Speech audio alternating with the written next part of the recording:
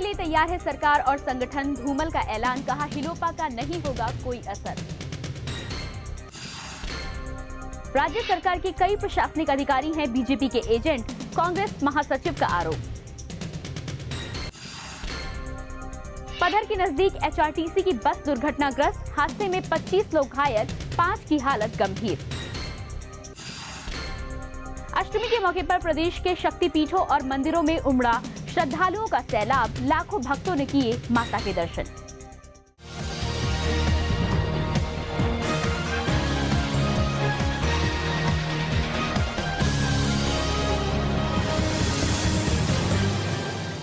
नमस्कार, हिमाचल आजकल में आपका स्वागत है। मैं हूं प्रियंका। अपने इस खास न्यूज बुलेटिन में हम आपको दिखाएंगे राज्य की हर वो खबर जिसका सरोकार आपसे है।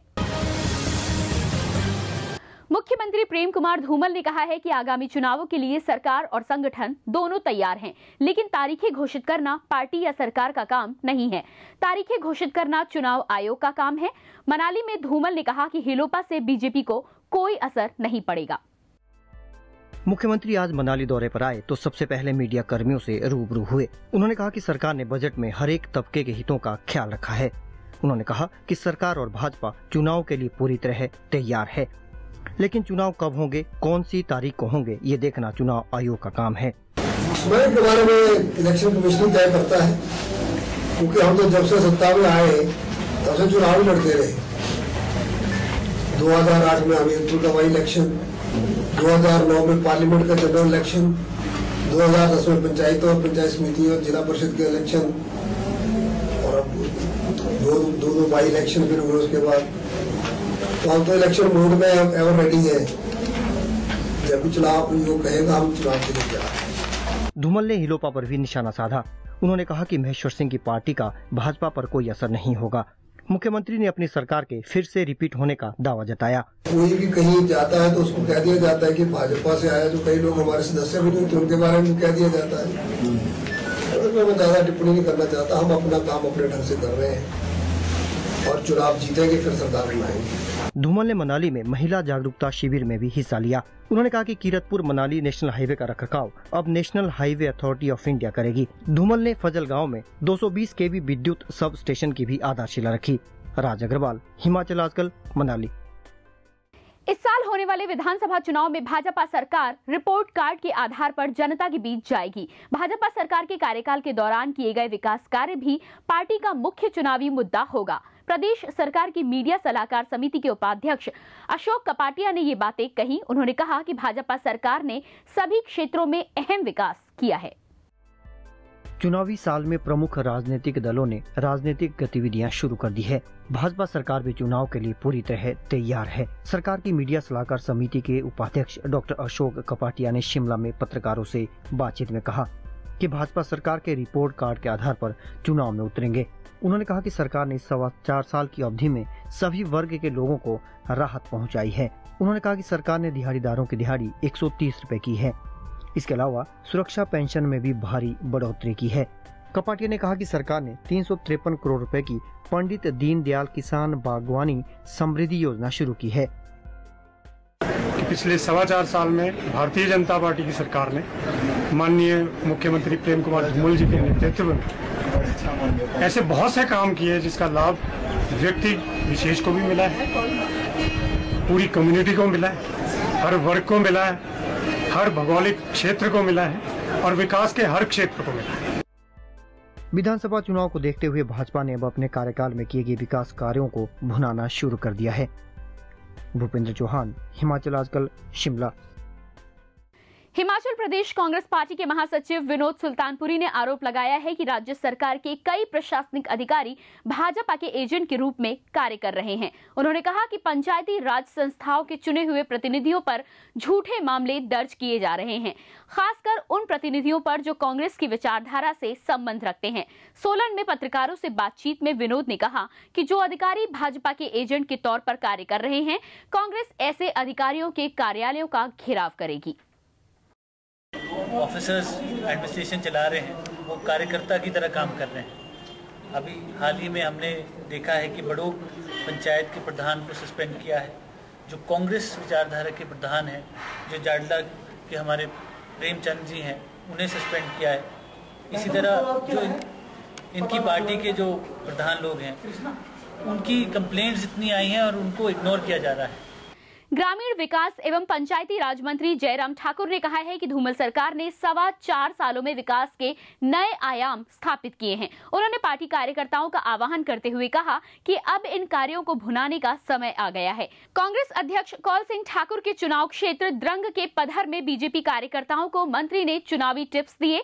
जयराम द्रंग चुनाव क्षेत्र के प्रभारी भी हैं। उन्होंने पार्टी कार्यकर्ताओं से कहा कि वे द्रंग में पार्टी की जीत सुनिश्चित करने के लिए एकजुटता से काम करें।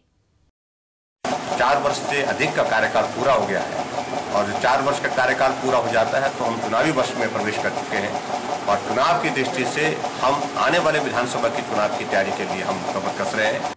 सिरमौर जिले के संगड़ा में एसडीएम कार्यालय खोलने की सरकार की घोषणा पूरी नहीं हो पा रही है। इससे क्षेत्र के लोगों में गुस्सा पनप रहा है। स्थानीय लोगों के मुताबिक रेणुका विधानसभा उपचुनाव से पहले मुख्यमंत्री ने खुद इस कार्यालय को खोलने का ऐलान किया था। यही नहीं, बीजेपी ने चुनाव के दौरान इस मुद्दे को भुनाया भी। बीजेपी ने ये उपचुनाव तो जीता, लेकिन उसकी सरकार 6 माह के भीतर अपना वादा भूल गई। सिरमौर के संगड़ा और शिलाई में एसडीएम कार्यालय नहीं है। इसके अभाव में शिलाई के लोगों को पावटा और संगड़ा के लोगों को नाहन के चक्कर काटने पड़ते हैं। रेणुका उपचुनाव से पूर्व संगड़ा में एसडीएम कार्यालय खोलने की मुख्यमंत्री ने घोषणा की थी। इससे शिलाई के लोगों में भी उम्मीद जागी। उन्हें भी लगा कि संगड़ा के बाद अब शिलाई की घोषणा की बारी है, लेकिन अभी तक संगड़ा वाली घोषणा पूरी नहीं हो पाई है।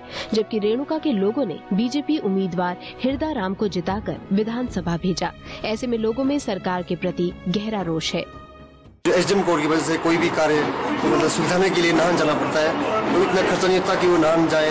उधर भी कौन सा एक ही दिन में कोई भी मसला हल हो जाता है, लेकिन उनको बार बार नाहन अप डाउन करना पड़ता है। उनका इतने पास उनका जेब खर्च नहीं होता, और उसकी वजह से बहुत प्रॉब्लम आ रही है।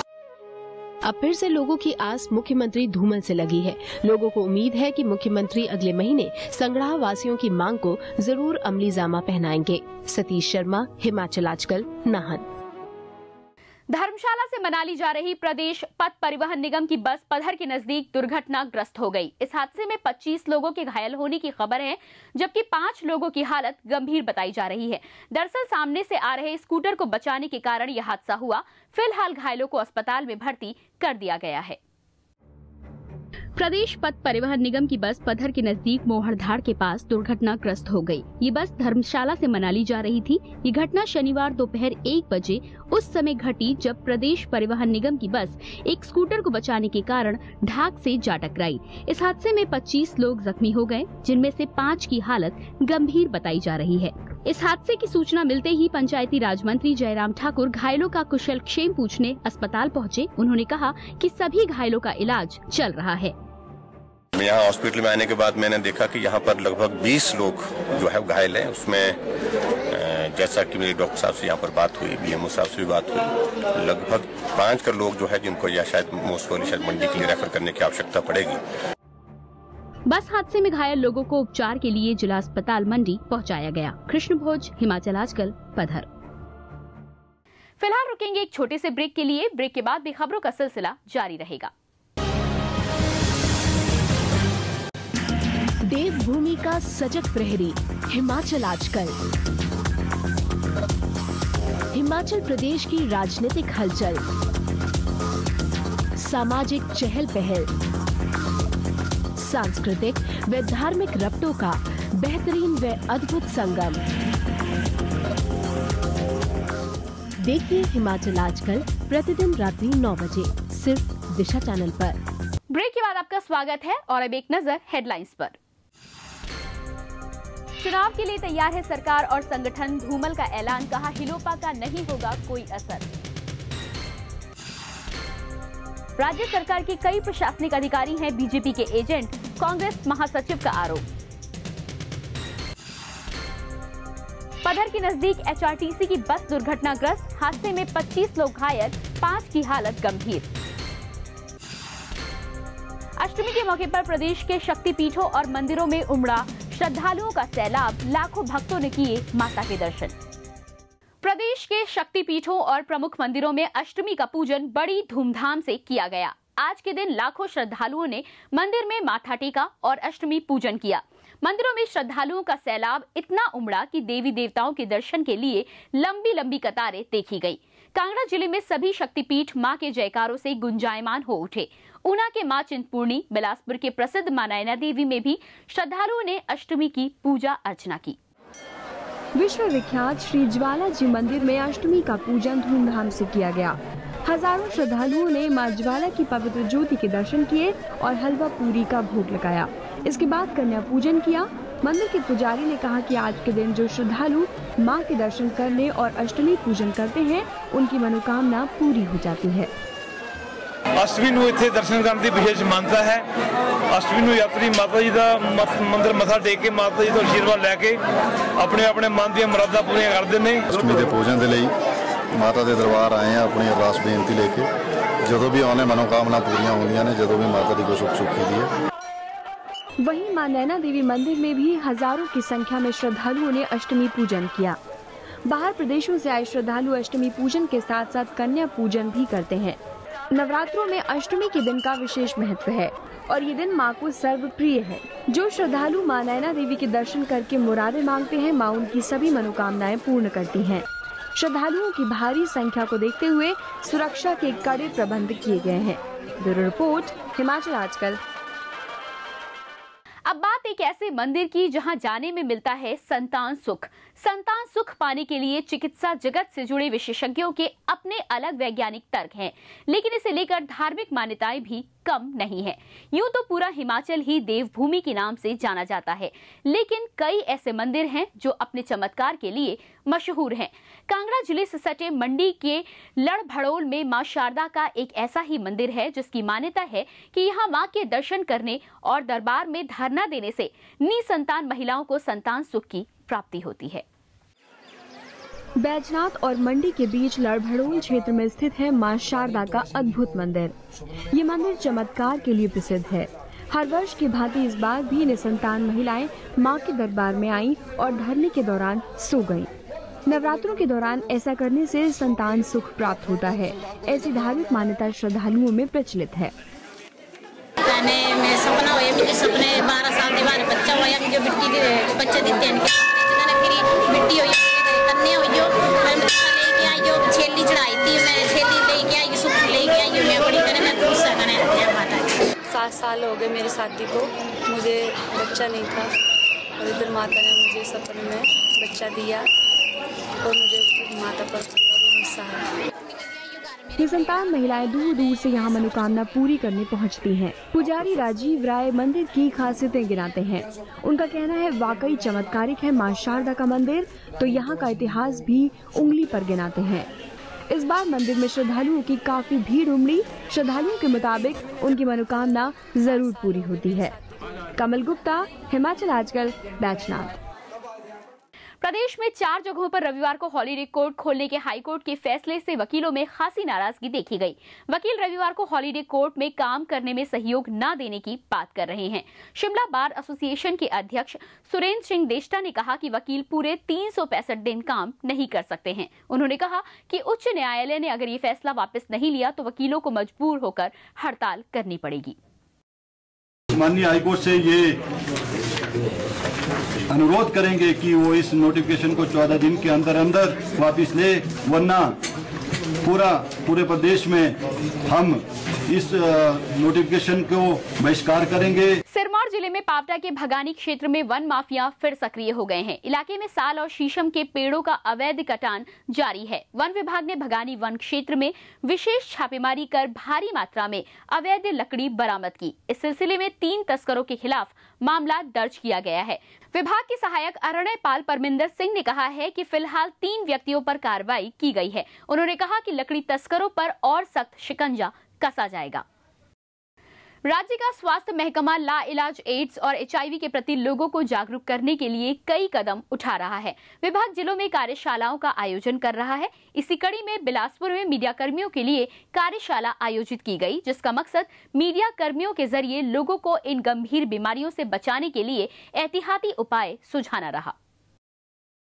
आइए आपको दिखाते हैं कि हिमाचल आजकल के बारे में क्या कहना है राज्य के प्रमुख नेताओं का। तो मैं इस चैनल को अपनी तरफ से, कांग्रेस पार्टी की तरफ से शुभकामनाएं देता हूं और मुझे पूरा विश्वास है कि ये चैनल सफलता के साथ आगे बढ़ेगा और सबकी आकांक्षाओं के मुताबिक काम करेगा।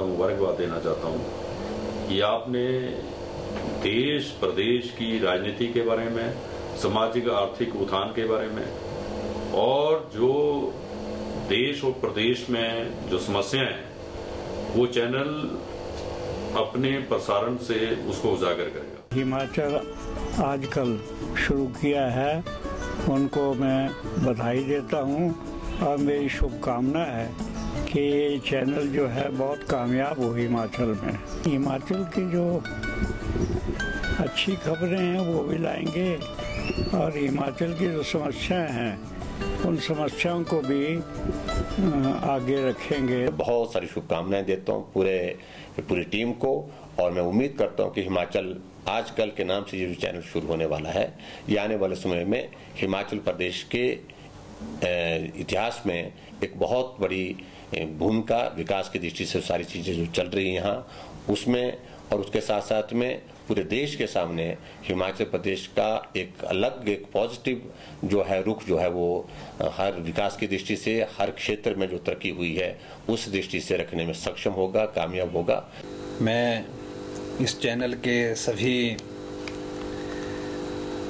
काम करने वालों को जहां बधाई देता हूं, वहीं अपने चैनल के भाइयों से बहनों से एक विनम्र प्रार्थना करना चाहता हूं कि जितने चैनल्स चलते हैं वो सारे के सारे शहरी क्षेत्रों में ही चलाए जाते हैं। आपने हिमाचल और आजकल की बात को लेकर के अपना चैनल का नाम दिया है। आप हिमाचल प्रदेश का 80% भाग जो है वो ग्रामीण क्षेत्र में रहता है। शहरी क्षेत्र पूर्ण रूप से ग्रामीण क्षेत्र के ऊपर निर्भर करता है। तो अच्छा होगा कि आपका ये चैनल आजकल पूरी हिमाचल प्रदेश का भ्रमण करे। और हिमाचल में पहले कोई ऐसा चैनल नहीं था जो यहाँ की जन समस्याओं को, यहाँ के वातावरण की सभी चीज़ों को लोगों तक जाहिर करे। तो ये एक अच्छी भूमिका निभाएगा और इसके जो संचालक हैं, इसके जो ऑर्गेनाइजर हैं, उनको मैं बधाई देता हूँ। अभी तक एक्सक्लूसिवली हिमाचल में ऐसा कोई न्यूज़ चैनल नहीं था। हम इसके लिए जो हिमाचल आजकल के स्पॉन्सर्स हैं जिन्होंने यहाँ ये शुरुआत की है, उन्हें इस बात की बधाई भी देते हैं और उन्हें धन्यवाद करते हैं इस बात के लिए। तो इसके लिए मैं अपनी हार्दिक शुभकामनाएं अपनी ओर से भी और समस्त जनता की, सुंदरनगर की समस्त जनता की तरफ से इसके लिए बहुत बहुत बधाई देता हूं। मैं समझता हूँ हिमाचल का ये पहला चैनल होगा और हिमाचल का चैनल होने की वजह से मैं समझता हूँ कि सारे हिमाचल प्रदेश को इसका बहुत फायदा होने वाला है। और अब एक नजर टेक्स्ट हेडलाइंस पर।